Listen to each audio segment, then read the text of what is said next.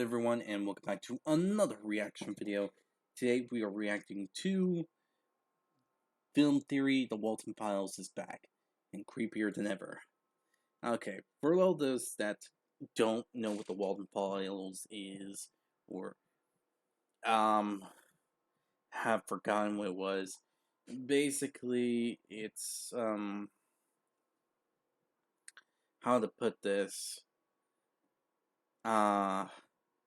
well, in the crudest way possible. It's a company that, like, had animatronics, they're being possessed, and all this other stuff. Yeah, I know how it sounds, but I think a better explanation will be given as I start the video. So, yeah, that's gonna be a thing. But, yes, with this all said, though, I think the best way to talk about it is by starting the video, because without that, there's going to be an explanation. If there isn't, I might go into a more in-depth version, but I'm pretty sure the explanation I give makes as much sense as it can in the matter. But yeah. But with this all said, I hope you all enjoyed this reaction video from beginning to end. And if you did, like, comment, subscribe, and hit the notification button, you know, if I mean immediately when a new video comes out. Other than that, if you have any videos you'd like to recommend that I should react to, put it down in the comment section below, and I'll react to it as soon as possible. The link to this video is going to be down in the description below, so be sure to give Film Theory some love and support for the video that they made. And yeah, with this all said, let's start this video, shall we? Okay. The Walten Files are back! One of the scariest analog horror series we've ever covered has even more videos and even more mysteries, and we are finally digging into its newest release, and this story is so much darker than I ever expected. Hello Internet! Welcome to Film Theory, the show that just gets so frustrated when movies drop their trailers at like the worst times for us to cover them. Now, if you didn't see, the trailer for Five Nights at Freddy's 2 dropped last Thursday, just as I was finishing up this script and didn't have time to shift directions. But hey, we'll be diving into that analysis hopefully next week. And in the meantime, well, today we're finally jumping back into the Walten Files, created by animator Martin Walls. Not a bad substitute for FNAF, right? If you don't remember, and I don't blame you, it's been years since we covered this series. Definitely not. The guy made a good animatronic horror, analog horror. Gotta give the guy credit. He did amazing work. It's a creepy story, a well-written story, and it brings in the suspense that everyone loves in these types of stories. The Walten Files is all about some haunted animatronics with bodies stuffed into them in a Chuck E. Cheese-inspired restaurant. Yes, this is wearing its FNAF influence on its sleeve, but unlike FNAF, the Walten Files was able to get much darker with how it treated its subject matter. This series doesn't pull any punches in both its imagery and how its characters react to it. The Walten Files centers on a burger restaurant called Bon's Burgers, founded by Jack Walten and Felix Kranken, with 5 animatronic characters: Bon Bunny, Boozoo, the Ringmaster, Shaw the Sheep, Billy the Clown, and Banny, another rabbit, don't question it. But of course, something goes terribly wrong in the restaurant, as there's a string of disappearances and deaths that eventually lead to it closing, being reopened years later, and, of course, more deaths. We're seeing all of this through the eyes of our main character, Sophie Walten, last surviving member of the Walten family, who has repressed these dark memories but is still being chased by the monster that killed the other Waltens. All of the uploads in the series are actually tapes put together by a mysterious character named Anthony, as we see in the description of each YouTube video. And while previous entries hid story elements in unlisted videos and the comments section, this newest entry leaned into putting most of its terrifying elements directly in the video itself, as well as sprinkling hints across an ARG website and non-canon uploads on the channel. Honestly, the mystery here is dense, but I wouldn't have that any other way. The Walten Files has never been an easy nut to crack, and while I feel good about what we've put together here today, we're probably gonna need just a little bit more from the series series before we can solve everything. But for now, dig your grave, loyal theorists. We're jumping back in to the Walten Files. So to start things off, just like the other videos in the series, the events of the Walten Files 4 are told out of order. We jump forward and backward in time, see scraps of info from various points in the timeline, and often don't know who exactly a character is supposed to be. So I'm gonna be doing my best to try to piece this together into as coherent a story as I can for you, but Okay, I really fair. recommend that you go check out Martin's work to experience it firsthand. Like, for real, the horror just really lands. But what's the story being told here? Well, you can break it down into one of several storylines. Let's dig into them one by one. The first storyline we follow shows us the fates of Ed and Molly Walten. We open on the Brighton Community Schools spring party event of 1974, but the event has clearly ended, and Ed and Molly seek out Felix hoping to get a ride home. We know from earlier in the series that this would be a tragic, fatal mistake, but what exactly happens becomes far clearer here. For instance, we hear more about Felix's drinking problem. It's bad enough that his co-workers all seem to know about it. I'm gonna be totally honest with you. Knowing Felix, he's probably drinking somewhere in town. Tragically, as Felix drives them home, his intoxication causes them to crash through a metal railing, hit a tree, and kills the children instantly. Felix himself is injured, but survives. Later that night, at 12:23 a.m., we see Jack Walten arrive at Felix's house, concerned about his kids. He begins knocking on the doors and windows, desperately trying to get Felix to respond. Felix, if you do anything to those kids, I'll kill you. But Felix isn't at home. He's at the accident site and spent the night digging graves for the two kids. Curiously, he also dug a third hole, seemingly for himself, but doesn't do anything with it. He stares at the bloody Rocket Rabbit doll that Molly was carrying and eventually decides to get rid of the evidence. He carries the kid's bloody doll and backpack through the forest to a nearby cliff where he tosses the backpack over, hoping to get rid of it. However, as he considers throwing the rabbit over and falling himself, Felix can't bring himself to do it, and instead returns home with the plush.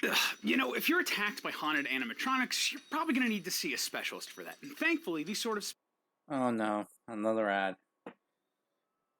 Well, an ad that I really don't want to take credit for. Because this is their artwork, this is their sponsor, don't want to take credit for that. Okay. I think we're done. Now, let's jump back into the Walten Files. Okay, that At works. his home, we hear that Felix is overcome with feelings of guilt, and it's affecting him deeply. I haven't been able to sleep since last week. He finally tells the Waltons what happened about the accident, and the family holds a private funeral for the children, but their bodies are never recovered. The fact they're still buried down there, it haunts me every night. Understandably, the Waltons despise Felix now, and his life begins to disintegrate. I have no idea what's gonna happen to me now. My life, my business, everything. And this isn't the only thing haunting Felix now. When Rosemary Walten asks about the Rocket Bunny doll, Felix lies and says that the kids left it at school, but instead, he took it home, and it's in his house. But it isn't alone. We see a shot of the doll in Felix's house, and if you look closely at the glass window behind it, you can see two faces appear from the darkness, the spirits of Ed and Molly attached to the doll and haunting Felix, just like we theorized earlier in the series. And what's even creepier and much worse, the spirits knock on doors inside of Felix's house and call out to him. I don't know about you, but I would be freaking out if I heard this. Felix then opens the door, but only finds the doll. Begging for this nightmare to stop, Felix eventually brings the doll into Bond's Burgers, at the very least just to get it out of his home. Creepy stuff, and thankfully, the second storyline we follow here is a little bit less terrifying. Well, mostly. Sprinkled throughout the video are tapes describing how the animatronic characters in the showstoppers were designed and created. For example, we learn that Rosemary Walten, mother of Ed and Molly, whose soul is now trapped inside of Shaw the sheep, originally designed the characters. She's the one in charge of making the final designs that would later become the characters they are today. We then jump to a technical test of a new feature of the animatronics, facial recognition. During this period, we hear two... Oh wow. I forgot a lot of this information. Jeez. Huh. I really did forget about this, did I? That's kind of crazy.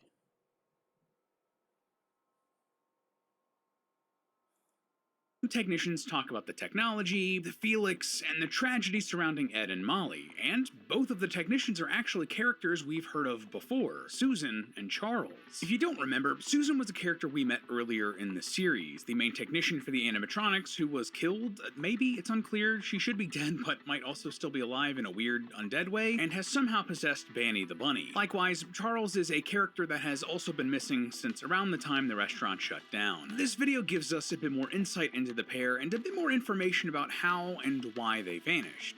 Well, at least for Susan, but we'll get back to that in our third big storyline. Anyway, through Susan and Charles, we learn that the animatronics have a pretty advanced facial recognition system installed, which honestly is, like, pretty crazy for the 1970s. Like, that's some space-age sci-fi technology we're just cramming into these robots. But of course, this is a horror series, and if we introduce this new feature, we have to use it for a scare. We hear a conversation from Susan and Charles about the tragic deaths of Ed and Molly, and the two comment about how they don't believe Felix's story. You don't think Felix's story lies, don't you? Story?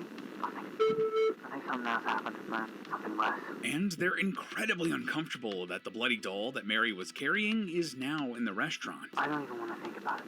Living with that freaking doll in the room. And honestly, it's for good reason. After the pair leave the room, the doll starts moving on its own, approaching one of the animatronics. The facial recognition software runs, detecting two faces, and though it originally can't identify them, it eventually settles on Ed and Molly. We also see two blue squares on the map of the restaurant here, which I assume represents the two spirits, though they were represented by the color red in earlier videos. Not sure why that changed. Anyway, the third big storyline in this video involves the actual disappearance of Susan. Yeah, we actually finally see what happens here in part 4, but we're getting ahead of ourselves. At one point in the tape, we see some text burned into the screen. It's flipped, but when you orient it right, you can see that it's a letter addressed to Felix, concerned about the disappearance of Susan and questioning if Felix had any involvement in it. And though Felix is definitely shady and responsible for multiple deaths already, well, what happened to Susan is much, much worse. In another strange moment, we see a top-down view of the backstage of the restaurant, and a mysterious ghostly figure wanders onto the screen. We actually see this guy a couple other times in the video for like a split second, but this is our clearest view of him so far. The spirit wanders over to the Bon animatronic and enters it, taking possession of it. It's clear that this is the spirit haunting Bon. We then see Susan enter the backstage area, and, well, the results are absolutely brutal. Like, I'm not sure we can show most of this on YouTube brutal. Susan searches for something in the backstage before she's ambushed by Bon. Bon breaks Susan's neck and disfigures her face, taking glee in his work before dragging her deeper into the darkness. Later, we see Bon stuffing Susan's body into the Banny suits, the whole thing witnessed by the spirits of Ed and Molly. All of a sudden, we cut to this strange scene, a field of grass with a white sky. If I were to guess, this is some sort of purgatory. We see the spirits of Molly and Ed arguing here, debating if they should help Susan, before Susan's spirit also enters the scene. Here, we also see the evil white spirit, who introduces himself only as Bon. Really confusing that the spirit who possesses the Bon animatronic is also named Bon, but they're like two different entities? But hey, you can't win them all. Anyway, Bon promises that Susan won't die. Don't you worry. You're in safe hands, Susan. Welcome to Wonderland. Bon insists that Susan is still alive. Her heart is still somehow beating, which lines up with what we saw in previous entries. He also explains that he likes to fix things, just like Susan, and offers to fix Susan by forcing her into the Banny suit, which she seemingly accepts. This is how Susan came to possess that animatronic, her own eye looking out of Banny's eye socket. It's just dark stuff, man. After Susan and Bon leave, Ed and Molly reappear. They're clearly scared of Bon and decide they need to wait just a little bit longer before they do, well, whatever it is they're gonna do. And with that, this installment of the Walten Files comes to a close. So, we got a lot of new information in this upload, and even with me taking all the storylines and laying them out pretty clearly, there are still some pretty big mysteries left for us to try. Yeah, there is a lot of mysteries. Like, the thing that makes the most sense is the possessed doll toy. Like, plushy thing and all that. That makes sense. As weird as as it is. Everything else also, well, the beginning part makes sense. The second we get into the second we got to after the talk about facial recognition, yeah, then things started to get a little more chaotic. Yes, let's go with that, chaotic. Because, yeah, like, how did the person figured this idea of theirs was gonna work? How were they convinced that they knew that they were gonna live? How did they get to this limbo like state? And so on and so forth. Like, there is a lot of stuff that wasn't mentioned, and it's crazy that it just doesn't make sense, because it just seems like those facts were just added in. Or maybe there is, but we're not gonna see it till like a different video. I don't know. Try to piece together. And the most obvious one, right off the bat, what or who the heck is this Bond spirit? Now, I wish I could come down here and just say that there is a definitive answer, but sadly, I can't. Frankly, we just don't have enough information to properly give an explanation. At first, I wondered if he might be some incarnation of Jack Walten. What exactly happened to Jack is still a pretty big loose end, one that we've been trying to figure out for years, and at first I thought that this episode might tell us a little bit more. See, in a section of the tape describing how the animatronics were designed, Jack's name is missing. Rosemary Walten, loving wife of, is a brilliant artist. Did you catch that? Despite being in the closed captions, Jack's name is completely left out of the audio, like it was cut. This was a deliberate decision, and I was wondering if this was somehow the tapes trying to erase Jack, or replace him with Bond, or something like that. A character who was terrified of what he had become with Bond and just trying to erase him from anything else in the story. Additionally, these tapes aren't actually the first time we've seen Bond, or at least this spiritual incarnation of Bond. No, that came from a website called Find Jack Walten from all the way back in 2021. Yeah, there's an ARG website, because this is a classic analog horror series. Of course, there's an ARG website. Though it looks much different now, this website started as a sort of missing persons profile for Jack, and huge shoutouts to the fans maintaining the Walten Files wiki for preserving these older versions of the site. Anyway, the original version of the website was just a picture of Jack and a description of where he was last seen. But over time, it updated with new photos that just kept getting creepier and creepier. And then finally, on July 17th, 2023, a new image was found. A monochrome man wearing a black tie with the text, "The future starts now." Sounds familiar, doesn't it? Well, while this might have seemed like nothing to start with, slowly, the image started duplicating until it basically covered the entire screen. Elsewhere, text read, "Say my name." And then, "We haven't met before, have we? Pleasure to meet you. My name is..." And then finally, a white man with a black tie, and he says, "Bond." Exactly like he was introduced in the Walten Files 4. Pleasure to meet you. My name is Bond. That's a pretty big point in the Bond is Jack theory column. I mean, this was a website dedicated to Jack. But that just doesn't sit quite right with me for a few reasons. Honestly, mostly the same reasons that's been bothering us since the last time we covered the series. See, there's another character in the series called the Shadow Man who appears to be responsible for the death of Rosemary and stuffing her into Shaw the sheep. That's a very similar MO to how Bond killed Susan, so I think that these two characters are actually the same character. This connection between the Shadow Man and Bond is actually something Martin Walls got asked about directly, and his only answer was, "Good question." So I think that there's fire for all of that smoke. Anyway, it just doesn't really make sense to me that Jack would want to kill Rosemary, or that the ghosts of Ed and Molly would almost seem afraid of Bond in this upload if he were Jack. So I don't think that's quite the case. No, instead, I actually see a lot more evidence connecting Bond to Felix. Not that they're necessarily the same person, I don't think there's enough to say that, but there's a lot connecting them. Mostly, it's because of the mysterious deaths and murders. All of the people who died are directly connected to Felix, or seem to question Felix's story about the deaths of Molly and Ed. Here, check this out. In the Walten Files 4, we hear that Felix confessed to Jack and Rosemary that Ed and Molly are dead. I finally told him what happened. It was in my office. It was the longest hour of my life. The most painful conversation I've ever had. pain in their eyes, the anger. They both hate me now. I have no idea what's going to happen to me now. My life, my business, everything. Felix is confused about what to do next and worried about his future in the business if this information gets out. And what happens soon afterwards? Jack goes missing, leaving Felix open to eventually take over and move the business. Awfully convenient, isn't it? There's also the case with Susan and Charles, who speculate that there's more happening with Felix than he's letting on, and that his story about Ed and Molly isn't actually true. You don't think Felix's story lies, don't you? Story? I think something else happened, man.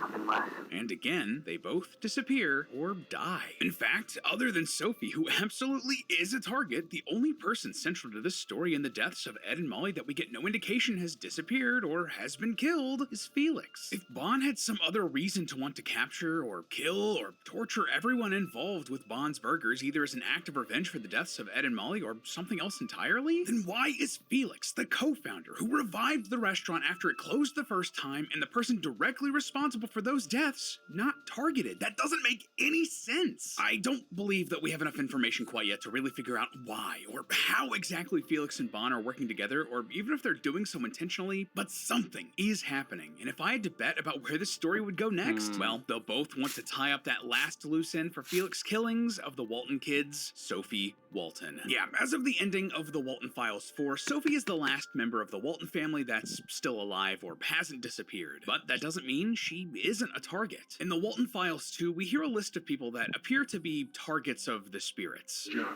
Susan, Charles, Rosemary, Sophie. As of right now, Sophie's the only person on that list who's still alive, and as we discussed in our last theory, Bond is using the game Bunny Farm to try to jog Sophie's memory and lure Sophie to her death. Plus, in the very first Walten Files episode, we know that the security guard Brian Stells was killed because Bond, quote, he thought I was her. Brian was wearing a uniform that Sophie also used to wear, but that becomes even more interesting when we know why this mix-up happened. If you listen really closely to a conversation between Susan and Charles in the Walten Files 4, we get this little tidbit of information. But we're going to do a secondary test because the console seems to have trouble detecting the faces.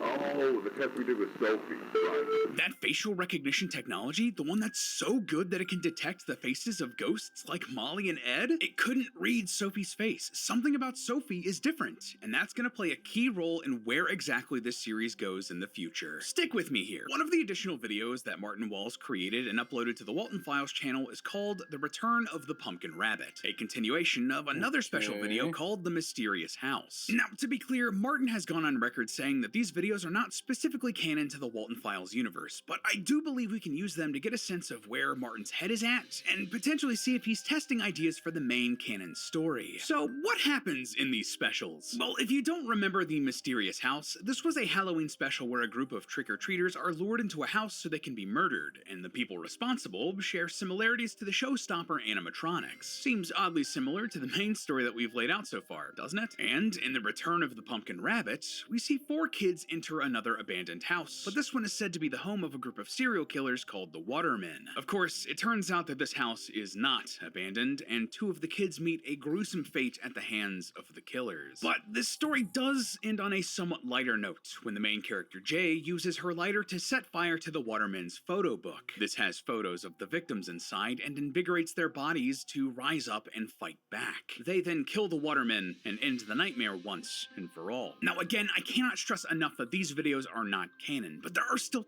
tons of similarities between what we're seeing here and what's in the actual Walten Files. For example, the character Pumpkin Rabbit is not only voiced by the same actor who voices Bond, but he's also a serial killer who claws at the faces of their victims, just like Bond did to Susan. Additionally, Jay also uses her lighter to burn the photo album, which causes the downfall of the serial killers. And one of the only times we see Sophie in the Walten Files has her holding a lighter, just like Jay. Just like the Pumpkin Rabbit is the stand-in for Bond in this special, Jay is the stand-in for Sophie. And that means that just like Jay helped turn the victims against the serial killers, Sophie's going to help the victims of Bond rise up to defeat him, to escape this hell that they're trapped in. And that is how the Walten Files will end. Now, all we have to do is wait patiently for the next couple of episodes in the Walten Files to answer all of our questions. In the meantime, maybe we'll do videos breaking down the spin-off minisodes like Hotline.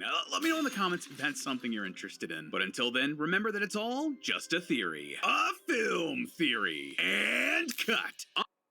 Okay, that's Okay, that's an interesting one. Now, to get into this, I say the biggest thing here is going to be the connection. Like, he is right about one thing. Well, there's one big thing he's right about. It's the connection between Bond and Felix. Because it is strange that the Walten family is just gone. And yet, this guy that caused them so much pain is still alive. Like, that is really weird. And that's going to be the biggest question yet.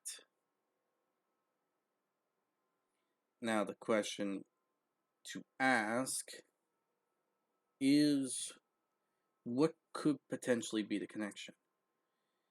Like, one idea I have in mind is that it could be a rival company member or someone that just truly and generally hated the Walton family. And after what happened with the kids and Felix, I feel like they probably used that detail to their advantage so that they can what's the word? There's a word. I can't think of it on the top of my head. Basically, I'm thinking that the situation involving this is that they're using Felix as cover, really. Not like they're working together, but they're just trying to make Felix look more suspicious and have everyone's guard up when it comes to him, but not to this Bond person. Yeah, that actually makes sense to me. I don't know. Tell me what you think in the comment section below. I'd like to hear your opinion about this matter, since honestly, I feel like we're getting to the right answer here, but I also feel like we're not at all. So again, tell me in the comment section below what you think is going on here. I think someone is trying to use Felix as cover, make everyone think it's him, but not this Bond person. So yeah, that's my thought process when it comes down to it. So again, tell me what you think in the comment section below. Other than that, hope you all enjoyed this reaction video. If you did, hit the like button below, subscribe, hit the notification button, be notified immediately when the video comes out. And other than that, I'll see you all next time. Bye!